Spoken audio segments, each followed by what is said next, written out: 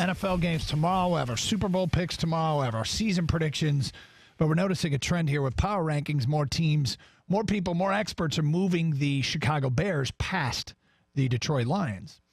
And, hey, man, get Khalil Mack. That's an upgrade. Is it a way to build a football team? Well, I suppose we'll see. I don't think Chicago will be able to build enough around Khalil Mack and Mitch Trubisky. If you draft really well and have some good young players like Trubisky or Roquan Smith, et cetera, on your roster, you can, before their contracts are up, you can make some aggressive moves like this. Lions already have a franchise quarterback getting paid like a franchise quarterback. The Bears have a potential franchise quarterback who's still on his rookie contract. It gives them flexibility to do it now, but long-term, I'm not sure it's going to work for them. I would bet against it, but I would bet on a team that the most consistent way to build is through the draft. And if you don't have faith in the GM being able to do that, then the guy probably shouldn't be the GM, but the Lions are going that direction. And I can respect that as a philosophy. I can actually respect much of the philosophy of what Quinn has done in the draft, not all of it. I really was befuddled by this offseason. Befuddled? Befuddled. I went there. I like it. Do you? I like where you're going with that. My level of befuddlement is high. No, you have been befuddled. Yes. Let's get back to your phone calls, JD and Flint. Hello, JD. Hey, Doug, Gator. Hey.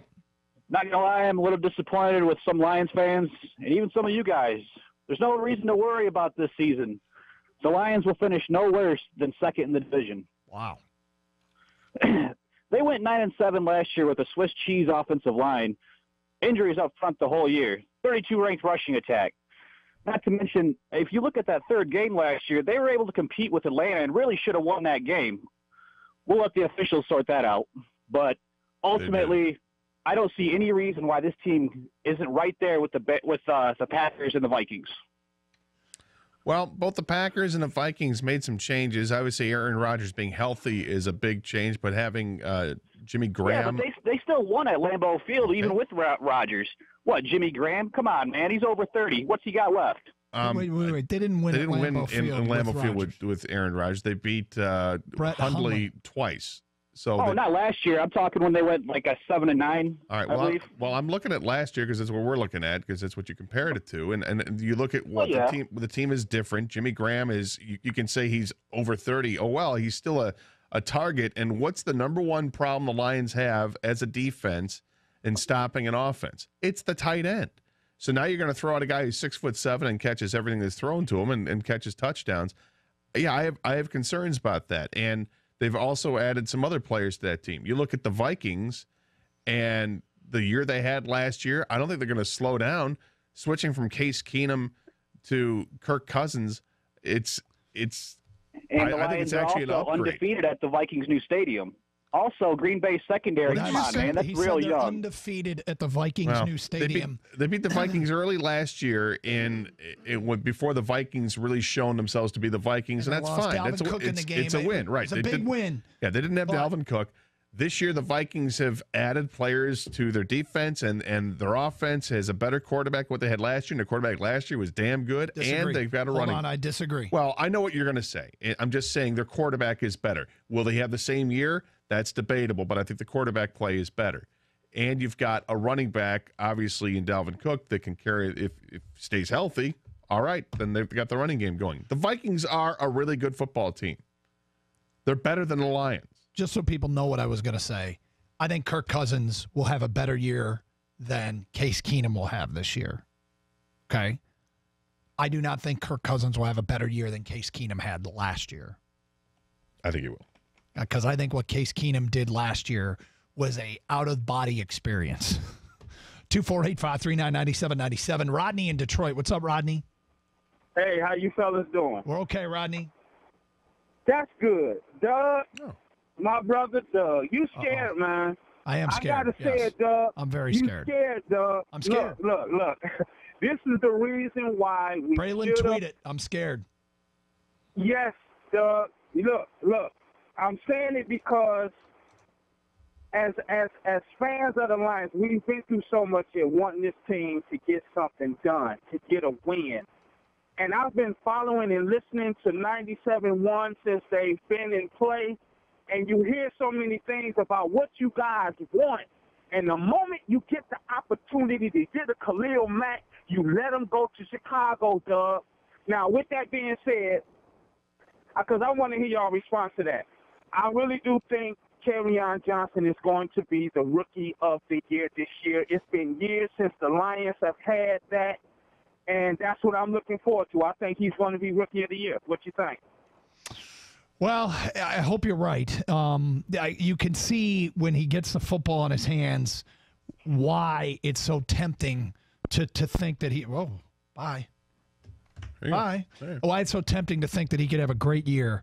There's so much that goes into it, and it's a stable of backs. That's what I think works against him. Is there going to be carries spread around? Can he block?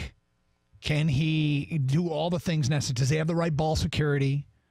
Does he stay healthy? All these things. I think we all feel like the game is still, when you talk about running games, that maybe we don't all feel this way, but I think the majority of fans still have the mentality that the running game is played in the 90s, where you have one bell cow. It's just not the way it is in the NFL anymore. And you look at the Lions' stable of backs, they really have a stable of running backs. These guys are going to carry the ball a lot, and they're going to spread it out. It's not going to be one guy carrying it 280, 300 times, and then you've got another guy that carries it 40 to 50 times, and another guy. No, this is going to be your top two guys combined will carry it like 300 and something times, maybe. And then you got other. My point is, everybody's going to be. They're going to have plenty of times to carry the football. It's not going to be one guy doing it. By the way, I want to make this clear. This is not horribly articulated. You can do better? I really can. Do you want to think about it and try again? No, I mean, I think people can understand sort of what I'm saying. Okay. I want to make one thing clear. This is not our predictions for the season format. Like, people are starting to send over ticket text saying they're going 11-5 or they're going 6-10. That show's Friday. Hang on to it. We're going to waive the once-a-week rule so you can call back on Friday and get your prediction in for the season.